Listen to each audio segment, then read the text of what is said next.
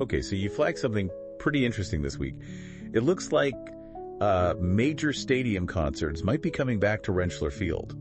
After, nearly 2 decades? Yeah, it's quite the development. The Newsbreak piece you sent overlays it out. Pratt & Whitney Stadium at Rentschler Field is hosting Chris Brown. Chris Brown, right. It's Saturday, August 23rd, part of his Breezy Bowl XX tour. That's celebrating his 20th anniversary in music, which is, 20 years. It really is. And he's bringing Bryson Tiller along, the Grammy-nominated artist, so it's a significant lineup. Definitely.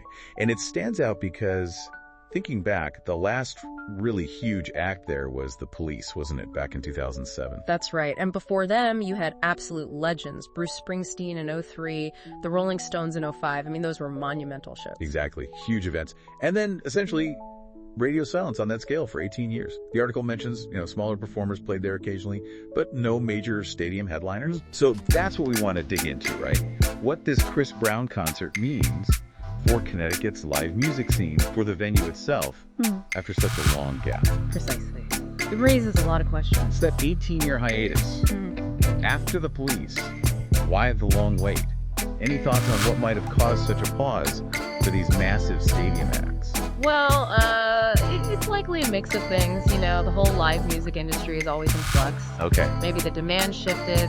Perhaps artists preferred, multiple nights in arenas instead of one-off stadium gigs, or festivals became more dominant for a while. Right, the festival boom. Yeah, and Connecticut's location. It's tricky. You're sandwiched between New York and Boston, massive markets. Always the challenge. Exactly. Yeah. So maybe attracting those very top-tier stadium tours consistently was just difficult. Plus, the logistics of using a football stadium primarily for concerts that can add complexity. Scheduling, setup, teardown. That makes a lot of sense. Competition, logistics. Now, this Chris Brown show, it feels like a deliberate move. The article says his last Connecticut gig was at the Xfinity Theater in Hartford. Right, an amphitheater, much smaller capacity. Totally different scale. So jumping to Rentschler Field, that signals pretty big expectations for attendance, yeah. Yeah. Especially with the 20th anniversary tour buzz. Oh, absolutely. Going from maybe 20,000 capacity, give or take, to a stadium that holds, 40,000?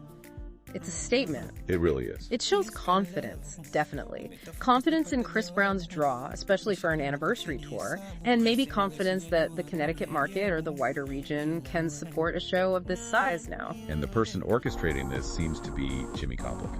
Yes, president of Live Nation for Connecticut and upstate New York. A major player. And the article highlights it took 9 months of planning. That alone tells you something about the effort involved in bringing a stadium show back here. It really does. It's not just booking an act. It's coordinating everything for a venue that isn't doing this week in, week out. And Complic's quote is quite revealing, I thought.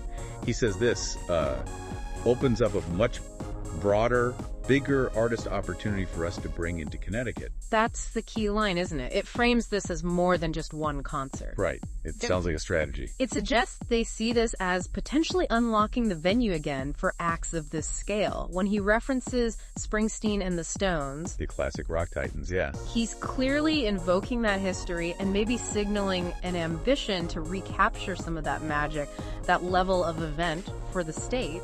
So the big question then is, could this actually be a turning point? If this show goes well, does it genuinely open the door for other major artists? I think that's certainly the hope and probably the gamble from Live Nation's perspective. A successful, well-attended, smoothly run show sends a positive signal. To who?